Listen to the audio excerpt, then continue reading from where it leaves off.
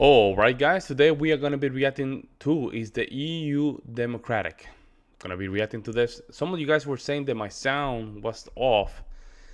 It's the computer, guys. The computer sometimes it just mess up with my my audio mixer, but hopefully we fix it out. I'm gonna be just checking on the bars, make sure that everything is good. But let me know what you guys think and how it's sounding right now. Meantime, guys, let's jump in. Means that many aspects of our lives are regulated by a weird entity. It feels like a huge bureaucracy is making decisions over our heads.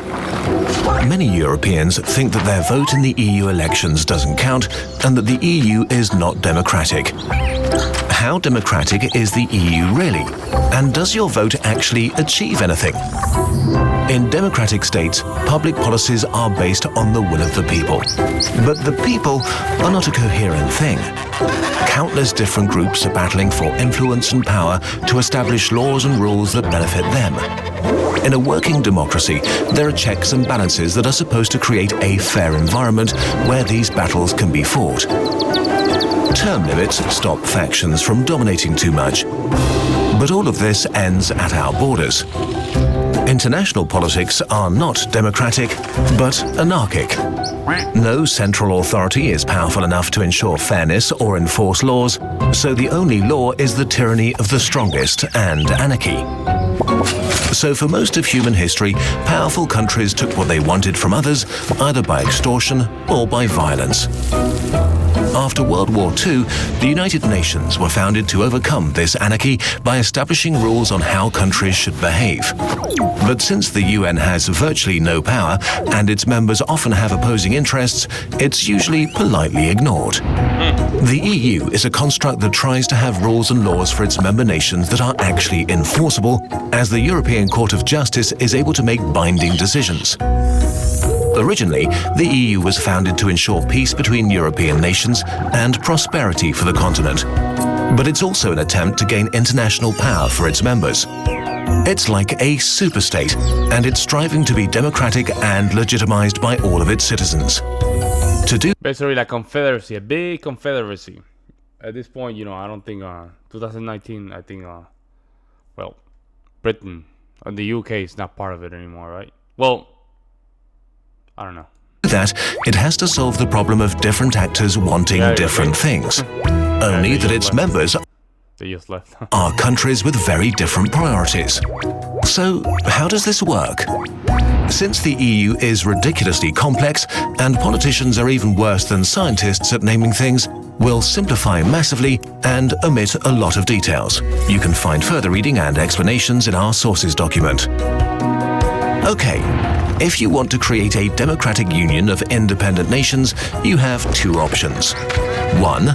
Let everybody vote for national politicians who then make decisions for the union together. Or 2.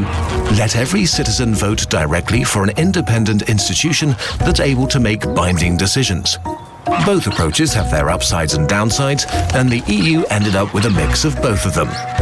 Next to the European Court of Justice, there are four main institutions that we'll talk about today. The European Council, which is made up of the heads of government or states of the member countries. The Council of the EU, with ministers from the member countries. The third one is the European Commission, which is the de facto government of the EU, having one commissioner for each member state. And lastly, the European Parliament. The Parliament is the only part of the EU that is directly elected by you, dear citizen, in the European elections. In principle, all of these institutions of the EU originate from your direct or indirect vote, be it at the national or EU level. But So, your vote. So these two, the European Council, the Council of the European Union. But these, oh, hold up. European election, the European Parliament, okay? So, basically, you're only electing for the European Parliament, the Council of the European Union, right? And the European Council, but then the European Commission, no. Right? Some do more than others. For example, you vote for your national representative and therefore contribute to form a national government whose head of state has a seat in the European Council.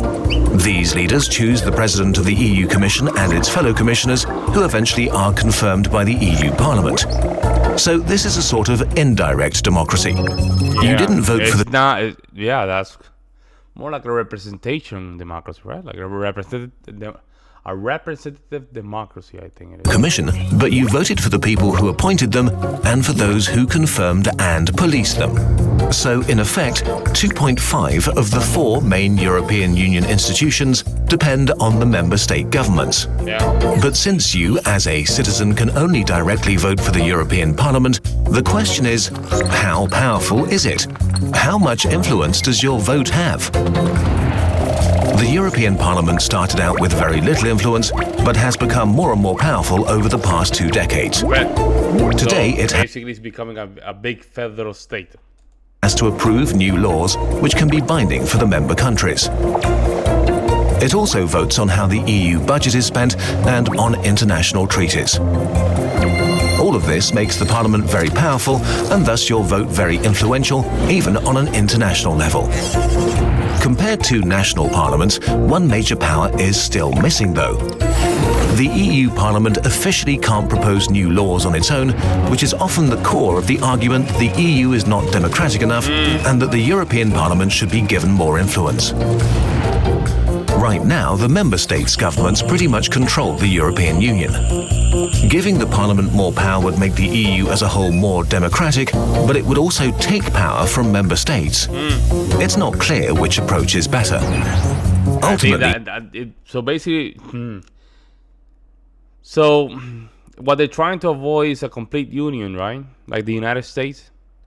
Because it's different. The United States as a union, you cannot leave the United States. You can't. You become if you get an admission to become a state of the United States, you cannot leave the union. Unless you want to just grab a couple rifles and start shooting, right? That's the only way you can leave it, right? But this is more like a confederacy, right? Where you have the option of leaving the union, right? But then at the same time, I don't think this type of union has a body of enforcement, meaning the military, right? Who's the military enforcing these laws? Or what body of enforcement is behind this form of enforcement of the federal state, which is going to be in this case the European Union, right? Let me know in the comment section below. It's for the member states and us as citizens to decide how the union should develop. Okay, so can we draw a conclusion here? As a whole, the EU is not as democratic as most of its member states, but it is democratic. If you don't like decisions they make, regarding copyright for example, you can look up what your representatives voted for and vote them out. The struggle to make it more democratic is closely tied to who holds power over what. The EU keeps changing. You, dear citizen, are not only voting on the current politics, but also on what the system will look like in the future. There are many partisan politicians that vowed to make the EU Parliament, and therefore your vote, stronger. Many others want to keep it as it is, or even diminish it. It's for you to decide what you think is better for the future of the Union. Currently, it's equally important for the EU who you vote for at home, because these are the people who have the most influence in the European Union right now. Opinion. At home is also where the EU is often used as a scapegoat.